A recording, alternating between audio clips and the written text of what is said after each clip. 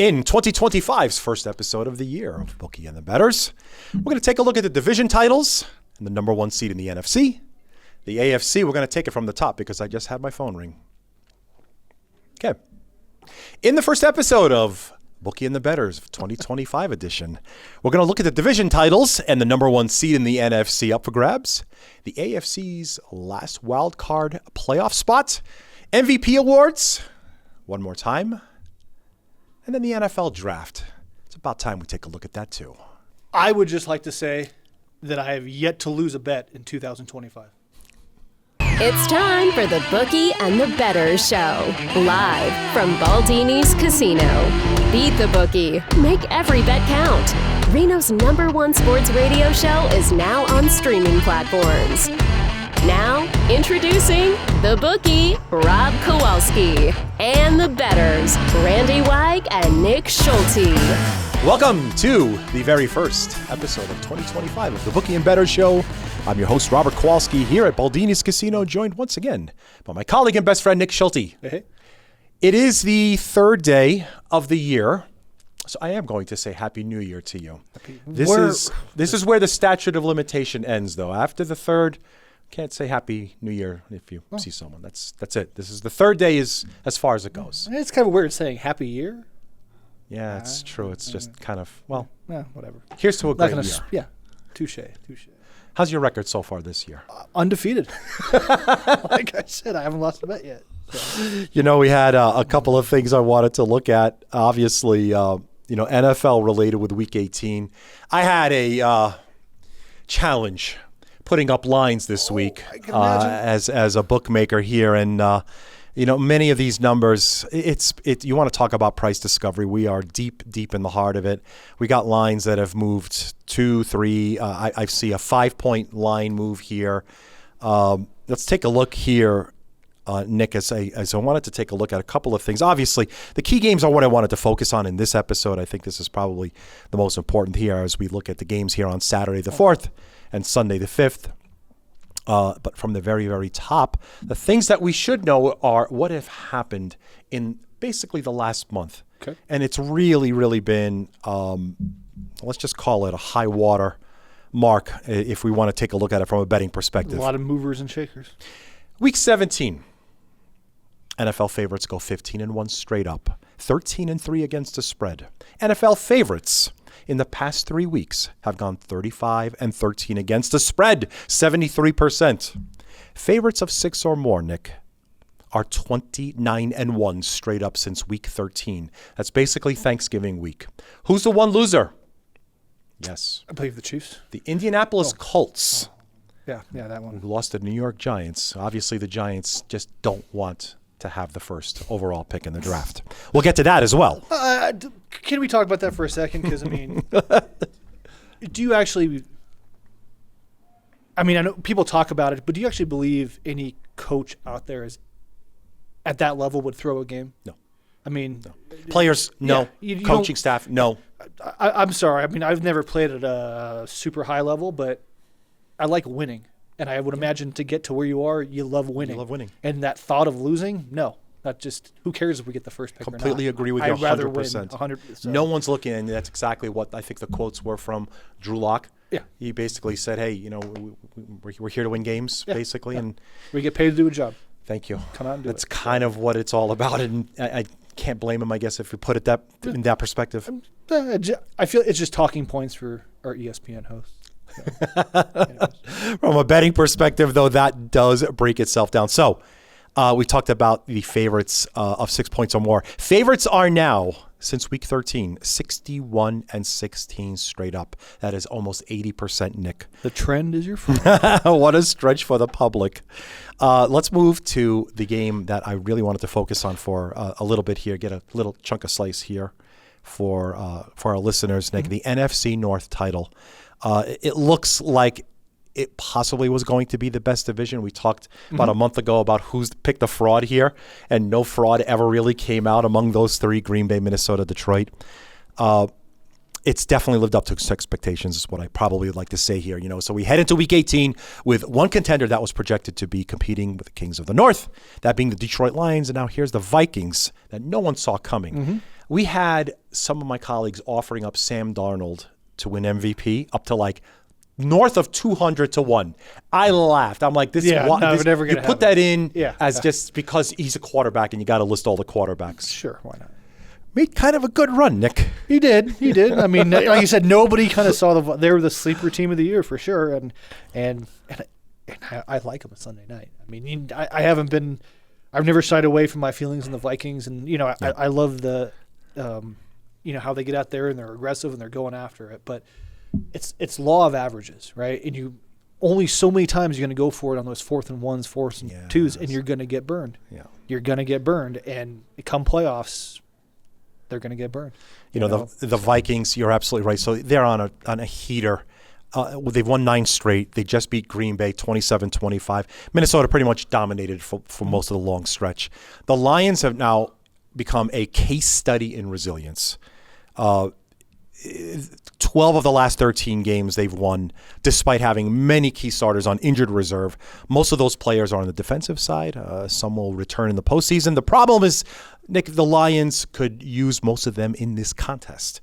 Like you mentioned, Darnold absolutely lit up Green Bay, and their top 10 unit, right? So, imagine what he could do to a team that's been decimated on that side of the football. It's going to be another huge challenge for Detroit. Mm-hmm. We opened up the Lions 3 points, the Bettor, got bet down to 2.5, and so we're back to 3. So here's my problem, right? Every time I bring it down to 2.5, here comes the Lions money. Yeah. Every time I put it to 3, here comes Minnesota money. Mm-hmm. So you led the top of this segment with your siding here with Minnesota.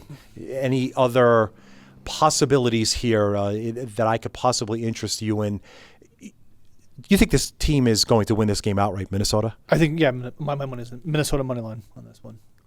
Okay. Minnesota is a 3-point favorite as we speak right now. And that is the Sunday night game. This is the Sunday night game. Yes, NFL great flexed way it. to finish the NFL season. Correct. Exactly here. So, come on down here to Baldini's if you'd like to watch this one really incredible matchup here in week number 18. Detroit, 3 points, the favorite, to total 56, Nick.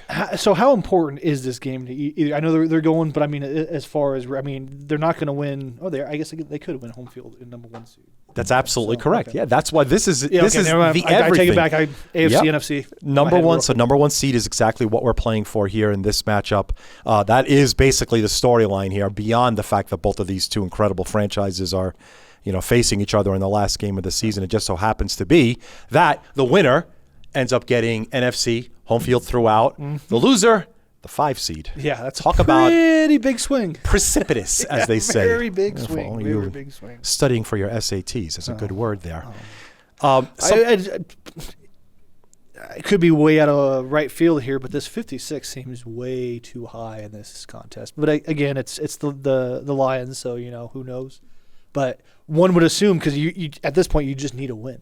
Right? Correct. Yes. So are they going to play more ball control, run the game? Are they going to change their style, to fit their opponent? I'm going to say no. It's almost impossible. This team's good. So okay, I almost take a look at it from that perspective. Yeah. Like I'm thinking, like the first team to 30 wins. Probably. Right. And so if you figure, okay, let's just stop Jahmyr Gibbs, no matter what, stack box 8. Yeah. Okay. Got Laporta that could beat you. You got Williams that could beat you. You got St. Brown that could beat you. It's just pick your poison, as they say. Yeah. It's really, really difficult to defend against this team when they could throw it and score from anywhere. Yep. Great matchup there for sure. Again, that line here, the Book of Baldini's 3 and the total 56. 2 other titles for divisions that are up for grabs that I wanted to talk about. This one's a little, things can happen, but obviously the one thing that we would definitely want to know is the NFC South title is definitely still up for grabs. Now, Falcons and Bucks have been jostling over this division in the last month, Nick. Is it really still up for grabs? Really, can you say with a straight face that the Saints are going to beat the Bucks? Okay, fair enough. They're already a 13-point favorite. I'm just saying. The Saints are almost 14, by the way. The Saints have scored, I think, 29 points. Yeah, in the last 3 games combined. It's hard not to like Tampa Bay's chances here on Sunday. Any given Sunday, though, you never know. So then, never know. very good. Again, we're talking about really gigantic point spreads in some cases here. This one for a division title. The number's 14. Let's just go with 14 as a handicap here. Nick, how would you play this from a betting perspective? If we know, well, I guess we could say with 99% certainty we could kind of circle Tampa to win this. Now, by the way, so what's the whole point here is obviously if Tampa somehow loses, then Atlanta has a chance to steal the division by winning against Carolina. Yeah. They're an 8-point favorite, by the way, hosting Carolina. So Atlanta, and both of them, by the way, 10 a.m. Pacific starts. So it'll be a bit of some scoreboard watching at the exact same time from those two teams. If Atlanta wins, Tampa somehow loses, Atlanta wins the division with a rookie quarterback. However, 13.5, 14 point, Tampa is the favorite here. From a betting perspective, though, would you lay the points here? That's a tough one. I know I keep saying the trend is your friend and look and all that. I just, when it starts getting more than one touchdown, you've seen crazy things, but then it's going into that fourth quarter. If you're down by a score, then you pretty much already lost your tickets. Yeah, 14, the total 43.5. My gut says I think the Bucs are going to cover this pretty handily. I think they're going to get up by 3 scores probably, and then just play game management, run the clock, and go away with the win. And to that point, though, that's kind of why that 13 bothers me a little bit because, again, they're going to be playing clock management and just trying to get that win. So I don't know if they're necessarily trying to dump all the scoring on them, to say the least. So I do think the Bucs would cover, but I'm not touching this. Not that one then. Very good. Very good. So, and you're right. Actually, it's not even 13.5. It's a full 14. Yeah. So you got to win by that. If you win by 2 touchdowns, that's not a win. You'll end up pushing on that bet. Because let's say they're up by 21 points at halftime. Do you pull your starters? Close to it. I mean, yeah. Halfway into the third, if it looks like we're okay, sail in. Yeah. So your plus 14 now is again, wouldn't be too comfortable. Exactly. I'd be more comfortable getting points. You're right. Exactly. You're right. Okay. How about the final wild card spot in the AFC? Let's switch on over to that side, Nick. Cincinnati Bengals made things a little complicated last weekend when they beat the Denver Broncos in overtime. So the Broncos still have, look, let's get something straight. They still have the advantage when it comes to snagging that last wild card spot because, well, they're playing Kansas City. Kansas City, Andy Reid has already said, we're not starting any starter. It's all backups. So does that defense include? Oh, yeah. So the number is up to 10.5, 11 in most cases. And so Denver seems to have the catbird seat when it comes to the last playoff spot in the AFC. Now, I would probably think if things somehow, look, oblong ball, strange game. They still measure first downs with eye tests. So strange things could happen, right? Look, even with backups, somehow, you could think Kansas City, and I'm going to get to your prediction on the point spread perspective in just a moment, should somehow, and coming back to Cincinnati, here's where Cincinnati comes into play. They play Saturday. Right, they play at 5 p.m. in Pittsburgh.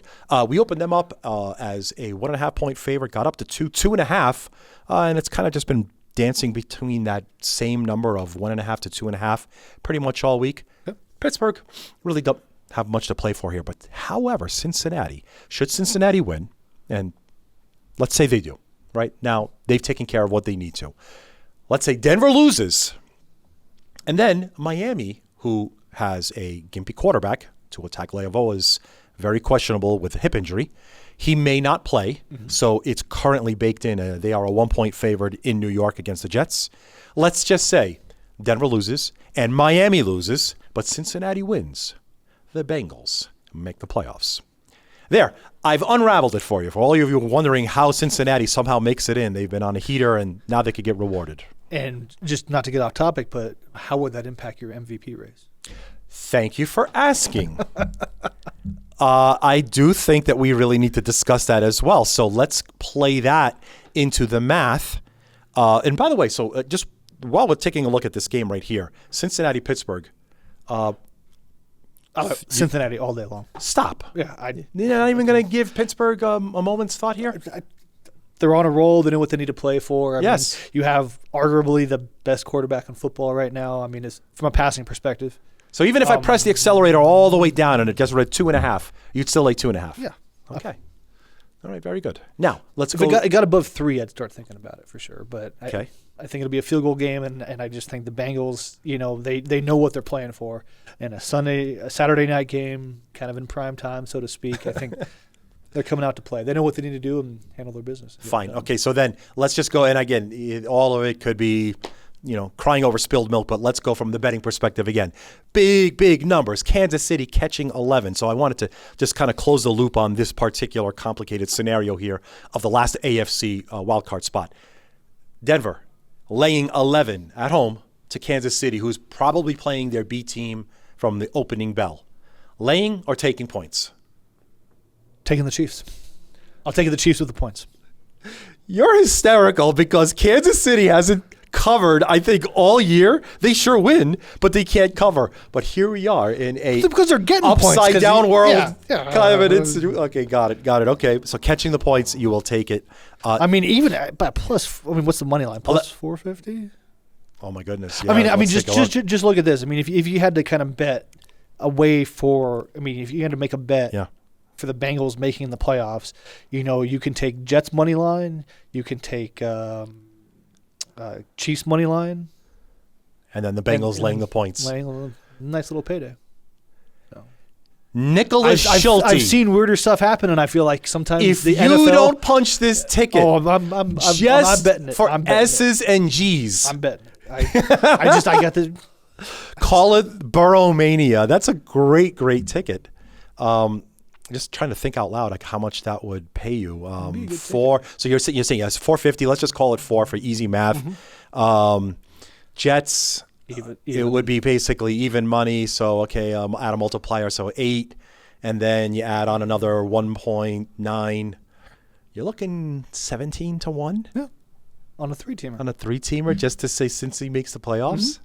What did you just unearth? Oh, can you parlay Joe Burrow MVP of that too? You really want to get crazy.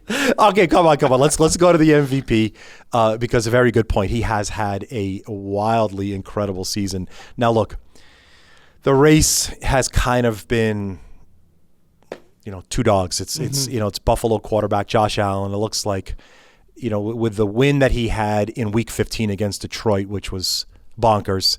There's been enough pushback from the fans of Saquon Barkley and, Baltimore quarterback Lamar Jackson, and that their cases remain alive. Week 18 will be the last chance for these final arguments.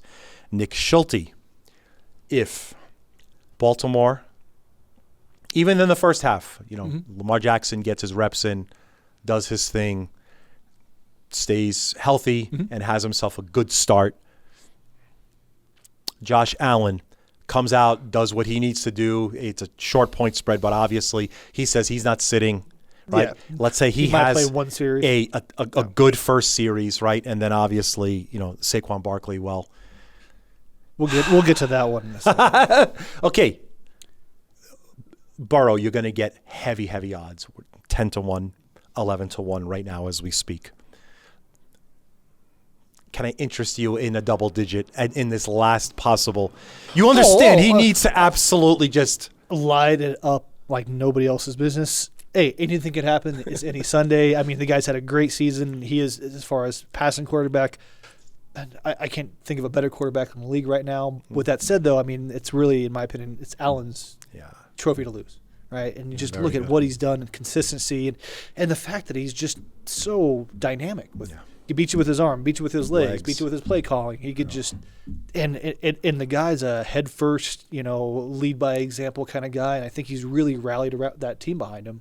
And I think the Bills are going to have a good push this year. But I think it's going to be Allen's trophy to lose. Now, with that said, if he comes out and has a crazy 400-yard, 5-touchdown, and they beat the Steelers, and then somehow the Chiefs beat the Broncos and the Dolphins lose. Stop the press. Everyone stop the presses. And I think at a certain point, if it's like 12 to 1, 15 to 1, throw $20 on it.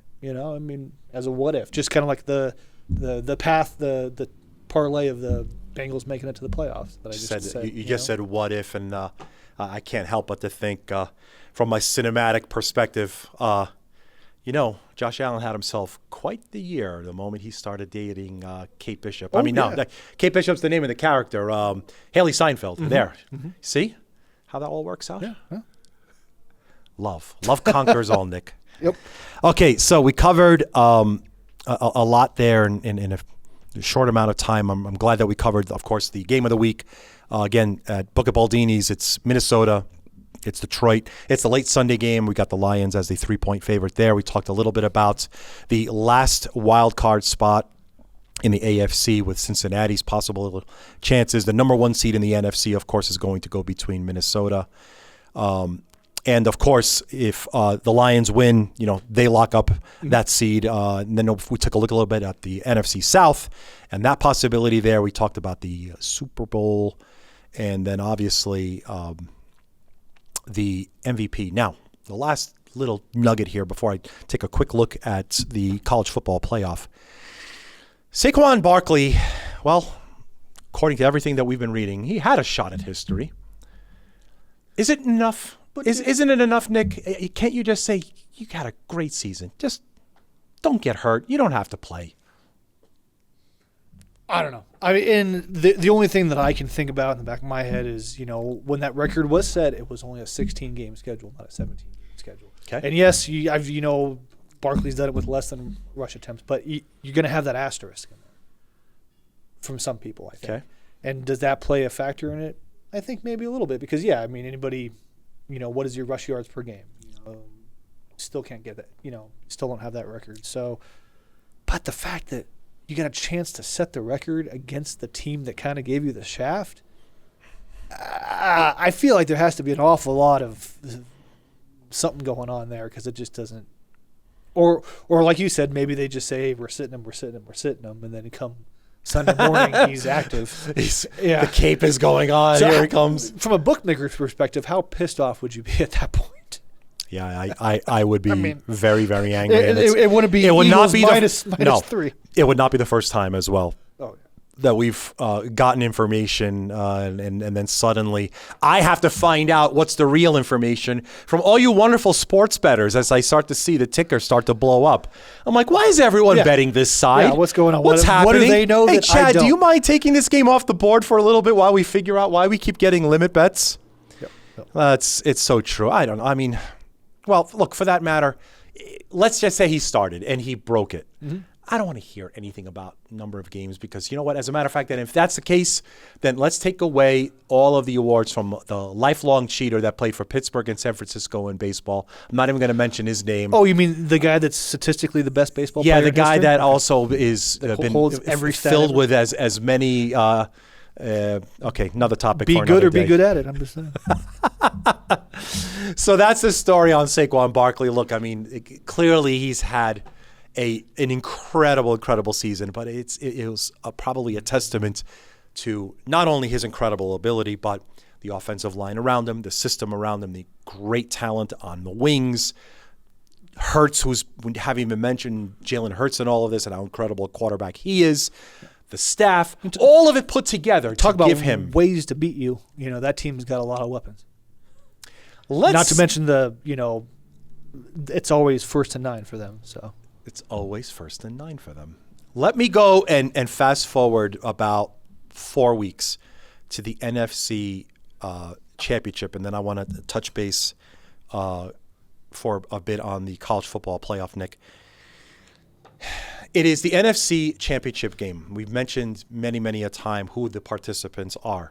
I'm going to give you 5 teams. I want you to tell me who is option A and who's option B in this game. Okay. The Tampa Bay Buccaneers, the Green Bay Packers, the Minnesota Vikings, the Detroit Lions, the LA Rams, and the Philadelphia Eagles. Pick 2. Oh, it's hard because they could get matched up, but like I said before, I really think it's going to be Eagles Rams, but they might meet before then, depending on how seeding works. I would think that if that happens, we will see sadness. I don't. That's fair. Look, listen, I'm just throwing out a theoretical. I know you weren't even ready for this, but I just wanted to see, if you had that collection of teams, how would you We don't even know how it's going to parse I itself out. I will still stand by my word that I don't think the Lions will win one game in this playoffs. Stop. I don't care if it's a 18-point spread. I'm going other way money line. I'm going to hold you to that. Oh, yeah. in some way. I'll show you the ticket. Nick, come on. We can't go a episode without. So I like Eagles. Like I said, Rams. I think really who wins this Sunday night game, that Yes. might have a lot to do with it. Yes, just it kinda will. Carrying that momentum. Correct. But at the same point, you lose a week. Yeah, it's great for rest, but you kind of, especially if you're Minnesota and you're coming off, now you got 10 wins in a row, and then you get this bye week, you kind of lose that mojo, for lack of a better term. Yes, so, yes. it's not always – it's great for rest, and I think obviously the Lions could probably use the week a lot more than the Vikings just with their injuries and people coming back. But I know one thing, it's going to be a great game Sunday night. So that just figure if we go and see the Rams having to play in Detroit. Man, they're going to have to unload every single bullet to keep up with Detroit in that game. But this is the whole thing. The matter is just how are you peaking? That's where defense comes in. And that's why we always say defense wins championships. And I see it. I think I need help there. I would love to see a stat on over-under totals in playoff games for like the last 20 years and just see how many times the overs have hit and how many times the overs have hit. My gut would say the under hits a lot more often than the over. I think you're right. A lot will depend on the matchups this particular season. But yeah, I had someone put up a theoretical NFC championship game between it was Philadelphia and Detroit actually, and I said if I put up 59.5 between them, how would you play it? He'd say I play over for the limit. I said okay, well that's why we play in theoretics and yeah. And who wants guess to making. Bet an under? Nobody likes watching under. Let's be honest. It's those that like just to like watch paint people dry. like watching home runs in baseball. But I'm not getting into that. Sorry. Okay, you mentioned a great callback, by the way. You mentioned rest, and looky here, what we've seen in the college football championship, the very first ever setup that we have here with the teams that we have entered. Every team, Nick, as you mentioned, that had a bye did what? Lost. This is the thing that everyone said, oh, look at the beauty of having a bye. You get to rest and get ready for who you're about to play, and it didn't matter at all. Here we are now, the two games, Nick. Orange Bowl is played this coming Thursday, and it'll probably, we'll touch on it a little bit more in our next episode, but it's Notre Dame, it's Penn State. I was talking with Supervisor Sean just as this game was coming to an end, and he said, okay, what's your line? And Sean said, I'm coming out with pick. I said that can't be. Yeah. I personally made it 4 towards the Irish. So where is it now? It's Notre Dame 1.5 and 47. Maybe I may have cut a little too deep. I don't think so, Nick. I'm kind of with you. I think I like Notre Dame. Penn State had themselves a kind of an easy path to get to this game, and Notre Dame's had to beat probably far better. Bookie Baldini's currently, we've offered it 2 is where I opened it at finally. I know the rest of my colleagues opened it up at about 1.5 or so and kind of stayed there, but I just couldn't help it. Just a front runner. 2 had to be my number, and so 2 and 47. On the other side, Friday night. This is in Arlington, Texas, the Cotton Bowl, Ohio State and Texas. Man, Oregon, what happened to you? You got boat raced. But isn't that? And I don't know. I know they just switched, but I mean, West Coast teams. They always seem like they're great records and everything, and then they get anywhere that's anywhere, and then they just. And I think it comes back to your O-line. It comes back to your and your defensive lines, and you look at those boys in the Midwest, It's just incredible, in the South, and they're some big guys. So we have this one set, and this one was kind of a consensus, as it was. Ohio State opened 6. That's where we're currently at for the Cotton Bowl. The total 53.5 against the Texas Longhorns. So I think I kind of painted my direction in terms of where I opened my numbers at. But, Nick, you said Irish is the way you would probably lean, and we could probably touch a little bit more on it on our next episode. But Irish as the opener, from the very early number here, you'd probably look to lean towards Notre Dame here. Yeah, I like Notre Dame, and I also like Ohio State. So. Big number. The Ohio. It's a big number here. Laying 6 here against a team that kind of averages in the high 40s, during the regular season. I mean, they had to go really up against the wall, with ASU. I don't know if they just weren't ready for this kind of a matchup, but it ended up getting Texas through in overtime against ASU. But laying 6 would be your first lean here with Ohio State. Yes. See if that changes Nick's opinion as the next week comes on through. Nick, so we didn't talk a lot. Obviously, I didn't want to really cover too many of the other games because not much to look at. It's almost the final week every year. It's almost like a kind of a hybrid between really, really good games. It's really got a lot of stuff going on, some action, and preseason. There's kind of games perfectly put. Especially if you're still somehow playing fantasy. I mean, it gets really wonky real fast. So. This is where you start to look at player contracts, everybody. Friends, look at those player contracts. Something Mike Evans. May have slipped that one, and I'm pretty sure everyone's going to load up the lineups with Mike Evans because he's got a nice payday if he hits certain numbers, which seem quite attainable. Nick, so to review, not too many picks here. You stayed above water during the regular season. I will give you Thank you, sir. round of applause. It's very difficult to do so when you're handicapping games. For this particular Week 18, we called out the Minnesota Vikings catching 3. The Cincinnati Bengals, even with 2.5, you would lay the 2.5. Lay in the 2.5. Even though the number is 1.5, so I'll give you the 1.5 there. The other matchups that we discussed kind of went a little gray. However, anything else you'd like to leave us with from a sports betting perspective in these Week 18 matchups? I mean, even if it's backup, I don't know how you don't take the Eagles -3. Even with it's a backup. I mean, because they're playing backups too, right? Correct. I'm going to give you some good. I'm going to give you some good news to end the show. You're not laying 3. What am I laying now? It's down to 2. 2. Okay, yeah. And I mean, and with a maybe slim, but still a chance that Saquon might just say, you know what, I'm suiting up. You imagine? I mean, because punch the ticket at 2, see him get started. Are they in New York or are they in Philly? They're in Philly, right? No, this game is. This game is in Philadelphia. Okay. Yeah. This game's in Philly. 10 so, a.m. yeah, I mean, just because the second that if he suited up, you would see that -2 go to about -6.5 in about 2 seconds. That's fair. 6 probably, yeah. He's worth about that, knowing that he's not going to play, and who knows how many other backups are going to be in the lineup. You're right. I keep an eye on the Dolphins-Jets game. Again, I think the Dolphins are obviously trying to lock up a playoff spot. They're going to do everything they can to try to win this game, but again, I don't know if I'd pull the trigger on that. I'd kind of check that one probably right before kickoff and kind of see where it's at and see who's playing. But definitely Vikings, definitely Bengals, and I mean, why not? Like I said, you got my Bengals parlay, and then I also just like putting a straight bet on the Chiefs to win. Let me tell you, if this Chiefs comes to win in, outright, so. I'm going to frame Chris.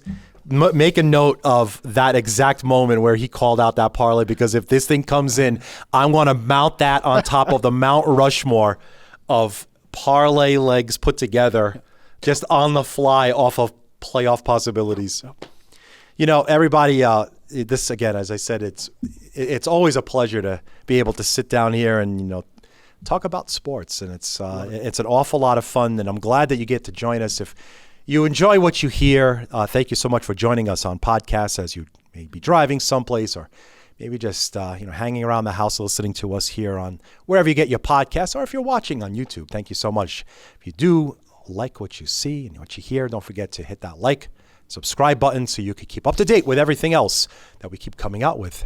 This particular year, and I promise this, we will have more guests on than ever before. And I'm looking forward to all of it as we start to enter the playoffs for the NFL and so much more. So, for Nick Schulte, I'm your host, Rob Kowalski. Once again, thank you so much for joining us on our first episode of 2025 of the Bookie and Bettors Show. See you again next time. Happy New Year. Thank you for listening to the Bookie and the Bettors Show. Don't miss out. Subscribe now and be the first to know when new episodes drop. Hit that subscribe button and join us.